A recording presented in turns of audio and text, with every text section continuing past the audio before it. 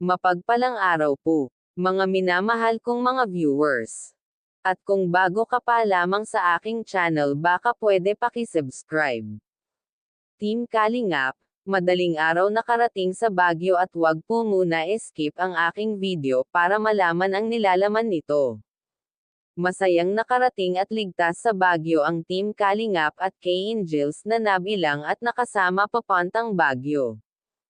At ang gugulo nito sa sobrang tuwa, at dahil first time nitong mga K-Angels.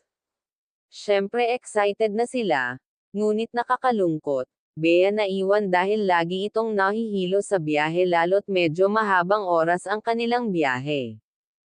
Baka ma-stress lamang ito, kaya minabuti ni Dara na iwan na muna ito.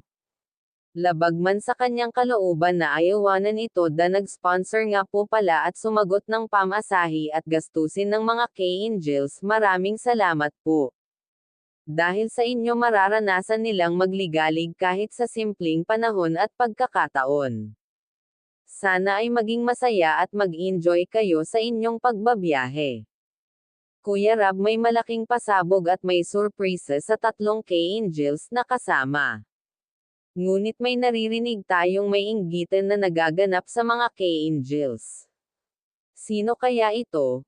Grabe pala ang dami nila. Sama-sama pala lahat ng bumubuo ng Kalingap. At mga tauhan ni Kuya Val Santos Matubang, masaya silang dumating sa Baguio.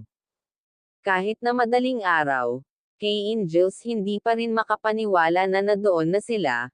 Kuya Val pagdating sa Baguio naghanda kaagad ng pang-almusal nila, at hindi lang yun, may mga baon pala itong kanin at ulam, pati kaldero ay sinama na nila. Grabe talagang pasiguro itong Team Kalingap para hindi sila magutom sa biyahe. Salamat po sa Panginoong Diyos at ligtas nakarating sa paroroonan nila ang mga K-Angels at ang bumubuo ng Team Kalingap. Sana mag-enjoy kayo sa mga lakad ninyo dyan sa Baguio.